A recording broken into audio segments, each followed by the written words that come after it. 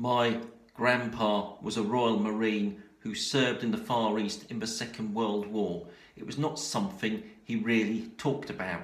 I do remember my grandma telling him not to teach me the alternative rude words to some of the wartime songs.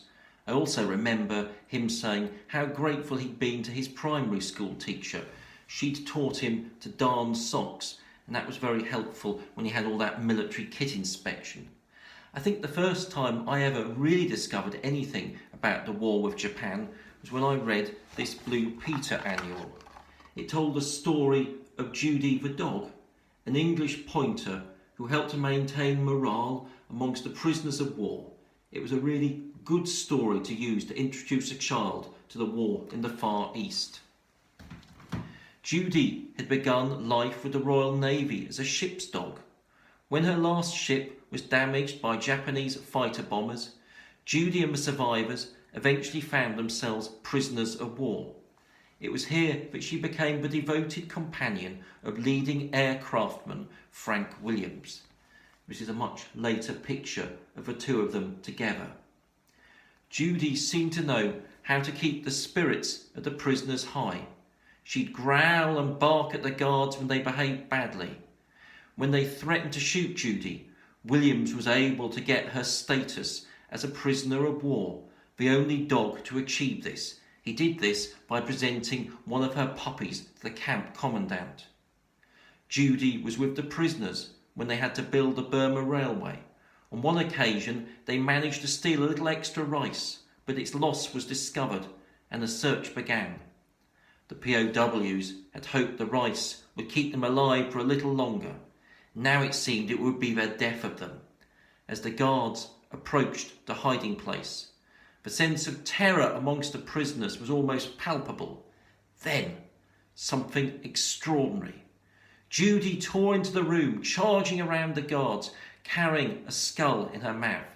The Japanese were incredibly superstitious about bones, and they were thrown into confusion by this mad hellhound hurtling around with her eyes glowing, and the loss of the rice was forgotten. Once again, Judy had saved them. When the war ended, Judy was smuggled onto the ship back to Britain. Frank Williams took her to visit the families of those who'd lost loved ones in the war. Judy always seemed to be able to bring comfort to the bereaved. She even appeared in the special 1946 BBC Victory broadcast when her barks were heard all over the country. It's extraordinary how one dog gave so many the courage to keep going and reminded them there was a better way. The love this little dog could show meant a lot.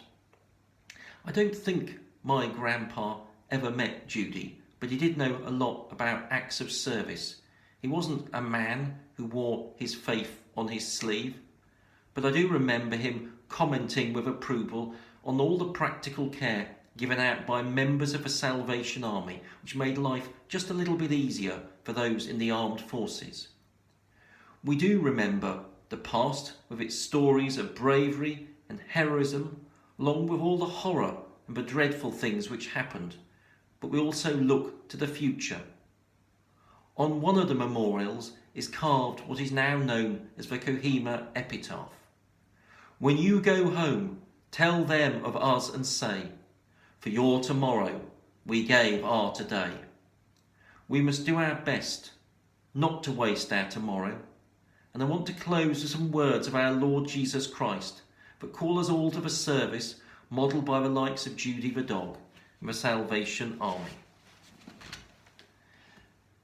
Then the King will say to those at his right hand, come, O blessed of my Father, inherit the kingdom prepared for you from the foundation of the world.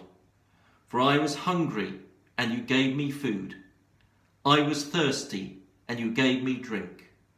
I was a stranger, and you welcomed me. I was naked, and you clothed me. I was sick, and you visited me. I was in prison, and you came to me.